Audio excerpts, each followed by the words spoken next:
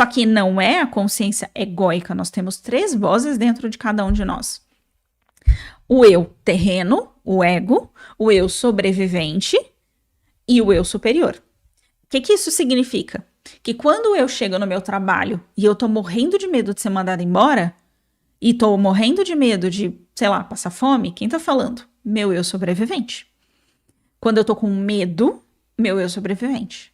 Agora, quando eu estou falando sobre o quanto eu sou incrível, buscando aprovação, o quanto eu estou sendo legal e boazinha para as pessoas me amarem, o quanto eu estou levando as pessoas a um lugar de acreditarem que eu sou incrível e maravilhosa e que eu sou melhor do que todo mundo que existe, é o ego.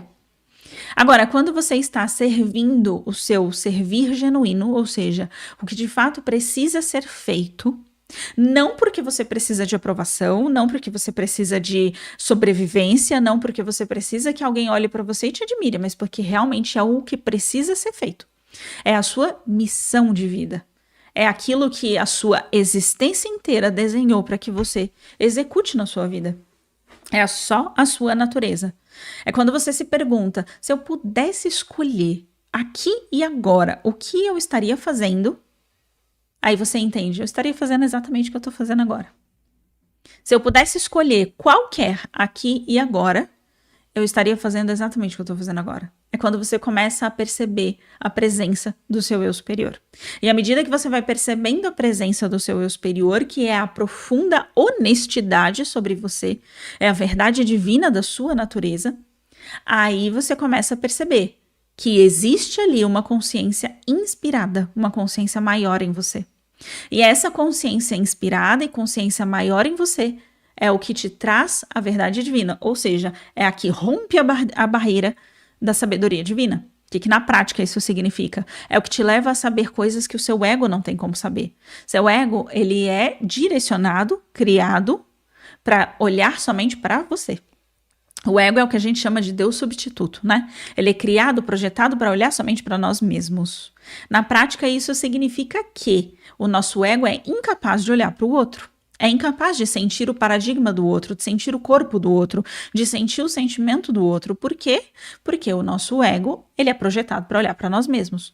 A gente se vê através do outro. E aí, às vezes, o que acontece é que a gente se enxerga no outro. Então, a gente quer tanto que algo aconteça na vida do outro, que a gente cria na vida do outro só pra gente se enxergar ali, né? Se tem uma pessoa, sei lá, excessivamente ciumenta, ela olha pra outra pessoa e pensa, caramba, olha só como essa pessoa é ciumenta. Ela tá se enxergando no outro. Ela é tão viciada em ver ela mesma que ela se vê em todos os lugares, em todas as pessoas. Essa é a voz do ego. Ela só olha pra si. Só que a voz do eu superior não, é quando você começa a se despir de você e realmente sentir a outra pessoa. Ou seja, você começa a despir de si mesmo para sentir o outro com total entrega. É quando a pessoa se torna empática, compassiva de verdade. E aí, quando a pessoa se torna empática e compassiva de verdade, em verdade divina, empática e compassiva, é quando a pessoa começa a ter percepções sobre o outro, percepção de tolerância, de acolhimento, percepção de amor incondicional sobre o outro. E aí a gente consegue transcender e quebrar a barreira do ego. Ou seja, a gente sabe coisas que o outro não nos contaram. A gente consegue olhar para o outro e saber a história do outro. A gente consegue olhar para outra pessoa e ler os pensamentos do outro. Se tiver mais tolerância, lê os pensamentos do outro. A gente consegue olhar para o outro e perceber o que o outro está sentindo. A gente consegue olhar para o outro e perceber o futuro que o outro está criando para si mesmo. Por quê? Porque transcende e quebra a barreira da sabedoria divina. E quando a gente quebra a barreira da sabedoria divina, é quando a gente está sendo guiado pelo nosso eu superior. Porque o nosso eu superior, ele não está preocupado em fazer a vida individual mais feliz. Nosso eu superior está preocupado com a vida como um todo. Todas as pessoas fazem parte da fonte criadora. Inclusive eu, inclusive você. Então, como todas as pessoas fazem parte da fonte criadora, parte da vida, parte do todo, então você também faz parte. Você também é importante. Essa equação também considera você. O seu eu superior não quer só o seu bem em detrimento do resto. Seu eu superior quer o seu bem também, porque você também faz parte do todo. É o caminho feliz. Se você soubesse todas as consequências das suas atitudes, a sua existência inteira, e soubesse quais são as melhores escolhas para serem tomadas em cada situação para o seu bem e para o bem de todo mundo que te cerca, você saberia o seu caminho feliz. Ou seja, qual é o caminho feliz? Livre de erros, para mim, para todo mundo que existe. Esse é o caminho do eu superior, é o caminho feliz. Não precisa da dor, não precisa do sofrimento, não precisa da guerra, não precisa da disputa, não precisa do conflito. Você não precisa que alguém te leve até Deus, porque você entende que você faz parte de Deus e que você faz parte da fonte criadora tanto quanto qualquer outro intermediário. Não quer dizer que a gente vai tornar uma ilha e falar para os intermediários. Exemplo, mestres ascensionados. Ó, o seguinte, vocês não servem mais porque agora eu sou Deus. Isso é o ego. Agora, quando estamos em estado de eu superior, nós olhamos para os mestres ascensionados não como superiores a nós e não como aquele sentimento de não sou digna de ir até Deus, preciso dele me levar até lá. A gente olha como iguais, porque todos nós somos parte da fonte criadora. E os mestres ascensionados, por contrapartida, nos olham como iguais, porque todos nós somos parte da fonte criadora. Não existe uma hierarquia militar entre quanto eu sei ou quanto fulano sabe. Essa ideia de nós estamos ascensionando, às vezes faz parecer que existe uma militarização do processo. Eu passei de fase, logo estou mais adiantada que você, eu sou melhor do que você. Ou seja, uma pirâmide. Quanto mais eu evoluo, mais eu sou incrível. Não é esse o processo. O processo é quanto mais eu evoluo, mais eu sou mestre de quem? De mim. Mas eu sou o quê? O meu próprio eu superior. E o que é o seu eu superior? É a consciência reunificada com a sua natureza, reunificada com o seu vir a ser, livre da necessidade de sentir culpa, livre da necessidade de se sentir um erro, livre da necessidade de sentir que você não deveria ter vida, porque a sua vida talvez seja algo que está machucando outras pessoas. Quando você sente essa sensação de eu realmente estou no meu lugar correto, é quando você está divinamente guiado pelo seu eu superior.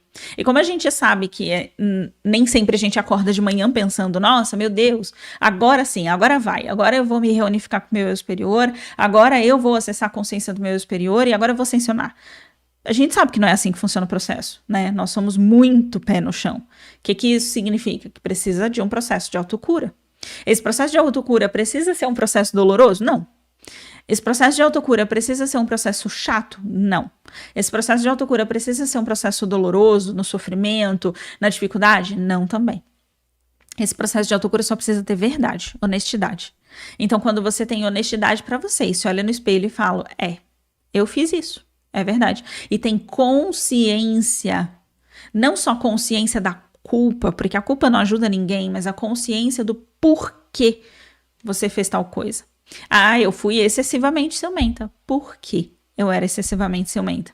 Eu era excessivamente ciumenta por uma questão genética? Às vezes é. E se você tem consciência de que isso é talvez genético, isso fica muito mais fácil na hora de você canalizar o seu eu superior para resolver a situação. De perguntar para o seu próprio eu superior como é que eu faço para resolver essas crenças genéticas de possessividade, por exemplo.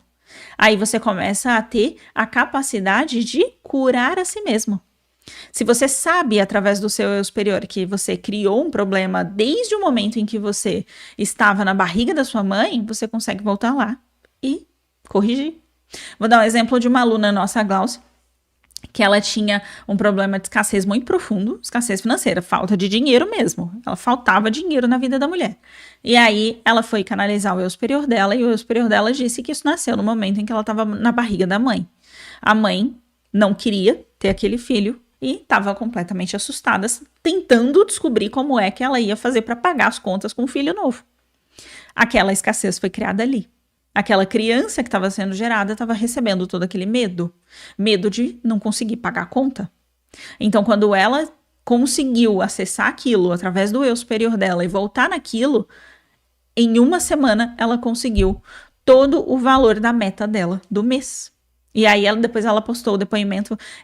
Eu acredito que esse depoimento ele tá recente no nosso Instagram, mas se não tiver a gente pode até postar para vocês. Mas o ponto é, quando você tem acesso ao seu eu superior, você consegue fazer a sua autocura. Só que também precisa de autocura para você conseguir acessar o seu eu superior. Então olha que maluquice, né? Você precisa iniciar o processo de autocura para você adquirir o acesso ao seu eu superior, a consciência do seu eu superior. E à medida que você vai conseguindo minimamente o acesso ao seu eu superior, conjuntamente o seu eu superior te ajuda a se curar. Ou seja, primeiro você tem o passo, depois você recebe o apoio. Você tem o passo de olhar para você com honestidade, de olhar para você e falar, eu sou assim, eu sou isso e eu não sou isso. Porque a honestidade não quer dizer que você vai olhar somente para os defeitos dentro de você. Ser honesto consigo mesmo, muitas vezes, e a grande maioria das vezes, é você olhar para você e falar, nossa, eu sou muito melhor do que eu pensei. Eu sou muito melhor do que eu imaginava, inclusive. E quando você chega nessa resposta de, caramba, eu sou muito melhor do que eu imaginava, é quando você vai limpando a culpa existencial, a culpa de existir, a culpa de ser quem é. Quando você vai percebendo que, caramba, eu nem era tão ruim assim. Às vezes, sei lá, você nasceu numa doutrina religiosa e você não concordava com aquilo, e aí depois você descobre que, caramba, na verdade você era a única pessoa que via um pouco mais de verdade sobre aquilo. Sai a culpa, sai aquela sensação de, meu Deus, eu fiz tudo errado, eu era inadequado, eu era errado.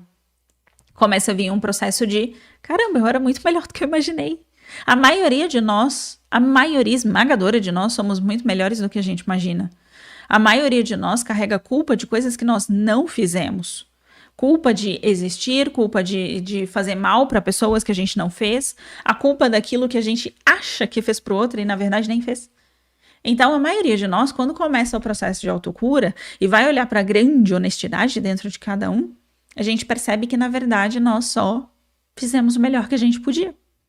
E a gente percebe também uma coisa muito mágica, a gente percebe que, né, nós somos melhores que a gente imaginou. E aí é quando a gente começa a tirar esse processo de ser indigno, de não ser merecedor de ir até Deus. Né? Porque existe um processo coletivo na Terra de uma crença de eu não sou digno, eu não sou merecedor, eu preciso que alguém me leve até Deus porque eu não sou digno de estar lá sozinho. Eu não sou digno, não sou merecedor de ir à consciência crística. Eu preciso que alguém me leve até lá. Eu preciso que alguém me direcione. Por quê? Porque não, eu não sou digno de ir sozinho, eu não tô pronto. Não sou bom bastante. Então, quando a gente tem esse processo de mentalização e de crença de que você não é bom bastante para ir até a fonte criadora, que você não é bom bastante, que você não é digno, merecedor, é quando a gente começa a cortar o caminho, né? Quando a gente começa a sabotar o nosso caminho. A gente tem uma experiência transcendental e aí, de repente, não, coisa da minha cabeça.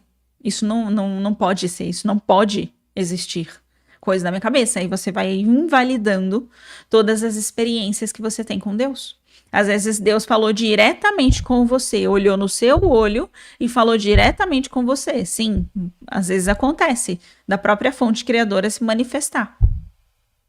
E aí olha no seu olho e fala diretamente com você e você fala, não, é coisa da minha cabeça, não é possível.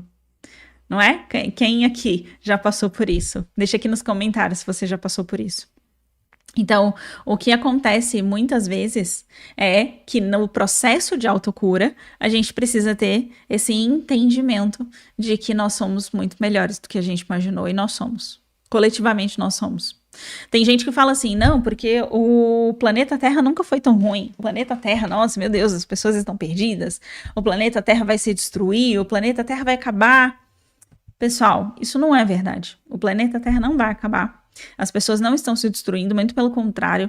Nunca houveram tantas ações sociais, nunca houve tantas ONGs fazendo ações sociais, tantas pessoas com mais preparo emocional para lidar com as outras pessoas, com mais empatia, com um pouco mais de freio para lidar com as outras pessoas, um pouco mais de filtro na hora de falar. Então as pessoas, elas estão cada vez melhores. Toda a sociedade está indo cada vez melhor.